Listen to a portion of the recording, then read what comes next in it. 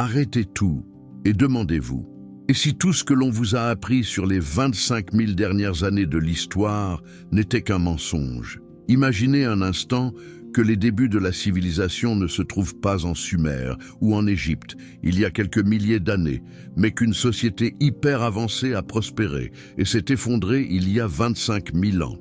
C'est la revendication stupéfiante qui circule dans les cercles d'histoire alternative. Et la clé pour déverrouiller ce passé se trouverait, dit-on, dans le lieu le plus secret du monde, les archives du Vatican.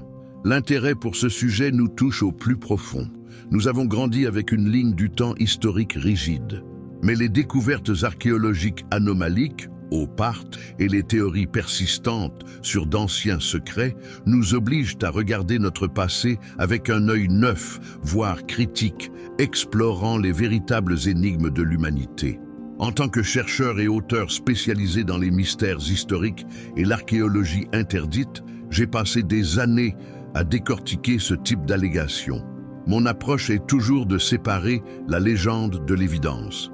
Nous n'allons pas vous promettre de révélations définitives, mais nous allons décomposer l'histoire, pièce par pièce, vous permettant de forger votre propre opinion sur ces découvertes controversées. Pour comprendre l'ampleur de telles allégations, nous devons d'abord nous concentrer sur la cachette de ces secrets. Il ne s'agit pas d'une simple bibliothèque, mais d'un des dépôts de documents les plus vastes et les mieux protégés du monde. La nature et l'histoire des archives apostoliques du Vatican sont, à elles seules, un mystère fascinant.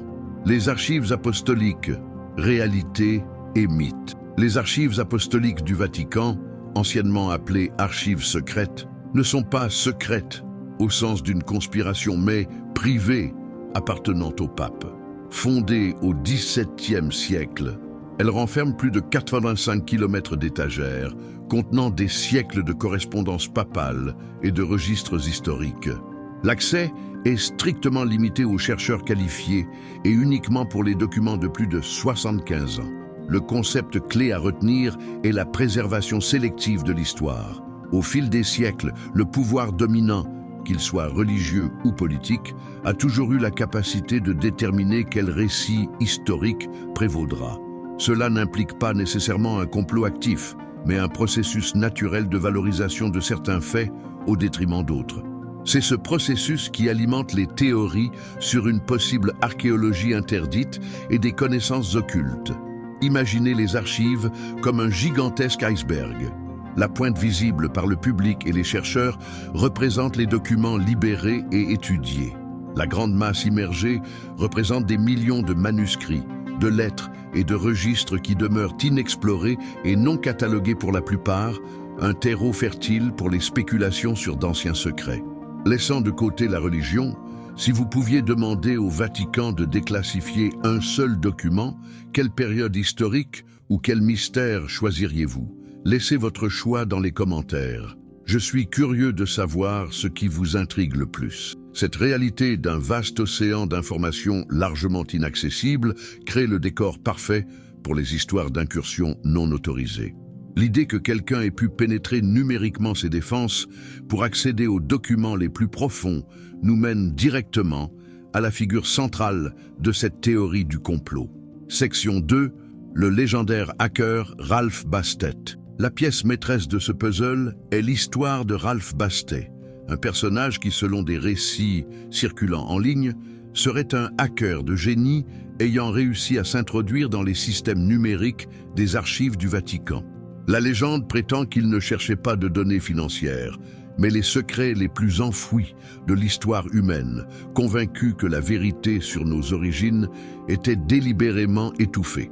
Selon ces récits, Bastet aurait découvert des preuves choquantes, des cartes célestes précises, des textes décrivant des technologies avancées et des chroniques détaillées de civilisations perdues qui auraient prospéré il y a 25 000 ans, bien avant les Sumériens ou les Égyptiens. Ces mystérieuses découvertes pointeraient vers une histoire occulte complètement différente, suggérant que l'humanité avait déjà atteint des sommets avant un cataclysme mondial. Certaines versions ajoutent que Bastet aurait trouvé la tablette d'Amphion, Un document supposé détailler un planisphère préglaciaire qui prouverait la connaissance de l'Antarctique libre de glace il y a des dizaines de milliers d'années. Cette incohérence est typique des légendes urbaines, mais elle ne diminue en rien leur pouvoir de fascination. Il est crucial de noter la limitation factuelle. Il n'existe aucune preuve vérifiable de l'existence d'un hacker nommé Ralph Bastet, ni d'aucun document secret qu'il aurait divulgué. L'histoire persiste, non comme un fait, mais comme un témoignage de notre désir collectif d'une histoire plus grande. L'absence de preuves vérifiables ne doit pas empêcher la réflexion. Si vous trouvez cette enquête sur les énigmes de l'humanité pertinente, laissez un « j'aime » pour que l'algorithme comprenne que ce sujet mérite d'être exploré sérieusement. Votre soutien nous aide à continuer à déterrer ces mystères, les implications d'une histoire oubliée. Même si l'histoire de Bastet est fictive, elle nous pousse à poser une question fondamentale. Et si c'était vrai? Si l'existence d'une civilisation avancée il y a 25 000 ans était prouvée, l'impact serait cataclysmique. Notre chronologie actuelle, situant l'agriculture il y a environ 10 000 ans, serait totalement invalidée. Cela suggérerait que le progrès n'est pas linéaire, mais cyclique, avec des périodes de grands savoirs occultes suivies d'effondrements.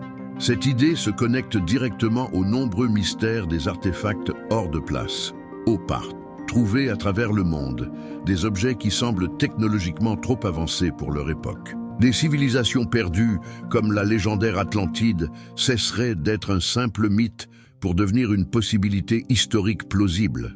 Pourquoi une telle information aurait-elle été supprimée? La théorie la plus courante est que cette révélation ébranlerait les structures de pouvoir religieux et scientifiques qui reposent sur un récit très spécifique de la création et du développement humain. Maintenir les secrets de l'Église serait, dans ce cas, un moyen de maintenir le contrôle de la narration officielle. Cette narration résonne avec une méfiance croissante envers les versions officielles. Pour beaucoup, l'idée qu'une connaissance libératrice est retenue par une élite fait parfaitement sens dans notre monde actuel. Les archives du Vatican, avec leur aura d'inaccessibilité, deviennent le symbole parfait de ce dépositaire de vérités interdites. Conclusion. Pour naviguer dans ce labyrinthe d'informations, le premier pas pratique est de développer l'esprit critique. Apprenez à distinguer les sources primaires des légendes et demandez-vous toujours « Qui raconte cette histoire? Quel est son motif ?» Il existe des ressources légitimes, comme les travaux de chercheurs qui questionnent les paradigmes établis, à consommer avec un scepticisme sain. L'objectif n'est pas d'accepter aveuglément, mais de recueillir des perspectives pour former une vision plus large des mystères du Vatican et des anomalies historiques. La véritable récompense n'est pas de trouver une réponse définitive, mais dans le processus même d'apprentissage. Si vous avez connaissance d'autres théories ou découvertes mystérieuses qui se connectent à ce sujet, partagez-les dans les commentaires pour construire une communauté d'enquêteurs respectueux. Et si vous ne faites pas encore partie de notre groupe, abonnez-vous à la chaîne et activez la cloche pour ne manquer aucune de nos prochaines explorations. En conclusion, l'histoire sur ce qui pourrait être caché au Vatican concernant notre passé lointain nous rappelle une chose essentielle. L'histoire est un récit en constante construction. La véritable sagesse n'est pas d'avoir toutes les réponses, mais de ne jamais cesser de poser les questions.